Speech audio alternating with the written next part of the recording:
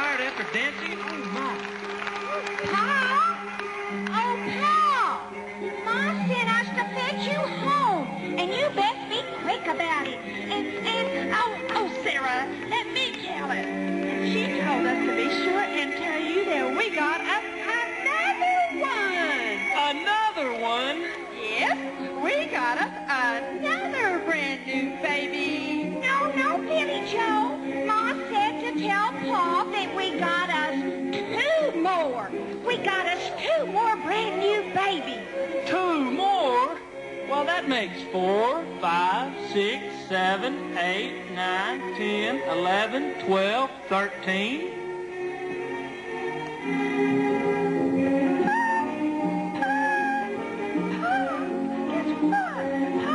Another one coming. Oh, my. You know, he could well be considered the father of winters in Runnels County.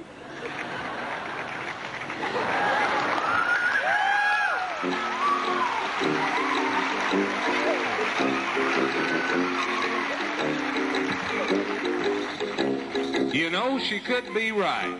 What a man. It just goes to prove we do everything in a big way here in Texas. Well, sir, it goes on to say that federal troops continued to occupy Fort Chadbourne from 1852 until March of 1861. Some mighty important military men had been stationed there, including Robert E. Lee. In 1858, from portions of Bexar and Travis County, our very own Runnels County was created. It was named in honor of Hiram G. Runnels, a member of the Texas State Legislature. This same year, in answer to the cries of 500,000 people living out on the Pacific Coast for fast passenger service, mail, and news, John Butterfield signed a 6-year contract with the Post Office Department, and the Butterfield Overland Mail Service was in business. Now, for 10 cents a mile, you could board the Celebrity Wagon, a 9-passenger vehicle drawn by mules and used throughout Texas and the West, and journey along the 2,812-mile service by the Butterfield Line. Service continued to Fort Chadbourne until 1861. It was at this time in our history that America's bloodline seemed to flow with the promise of progress. In the South, the growing and shipping of king cotton, sugar, and tobacco was yielding vast wealth to the plantations. In the North, the great industrial revolution was going on. America, a child in a world of older empires, would now begin to feel her growing pains. 1861. South Carolina secedes from the Union of States and is soon joined by additional states, including Texas. They will be known as the Confederate States of America. The sound of a cannon off in the distance acts as a prelude to death and destruction, and its ominous sound would herald the arrival once again of the Collector. This was the war between the states, a civil war. That time in our nation's history when the cotton fields and the farmlands became the battlefields of despair. On February 1st, 1861, the Texas State Legislature passed the Ordinances of Secession. Colonel Henry E. McCulloch and his command took possession of the fort. Among the loyal sons of the Confederacy from Runnels County were James Wilmot Stanley, Captain William L. Towner, and E.F. Frank Helderman. This drama of death and destruction was performed at Shiloh, Vicksburg, Antietam, Chancellorsville, Chickamauga, Bull Run, Gettysburg, and every major engagement of this conflict of brother against brother. The sights and sounds of battle were part of the nightmare that was the bloodbath of the 60s.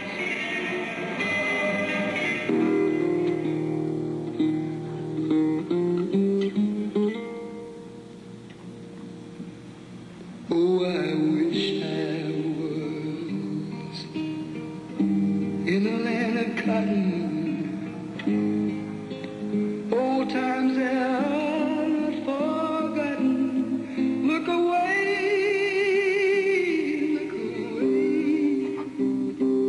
look away, Dixieland.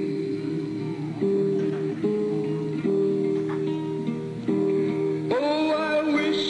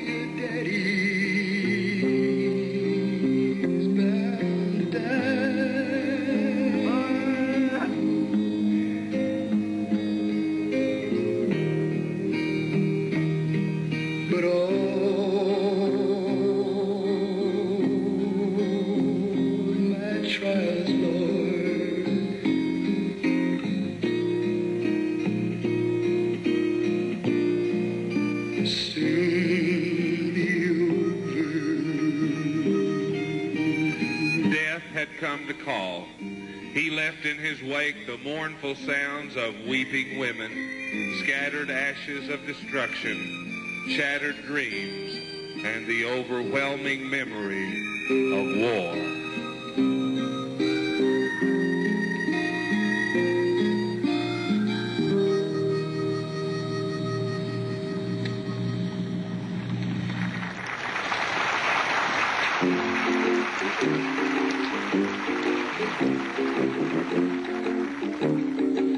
It had been in 1862 that the settlement of Pickettville was established.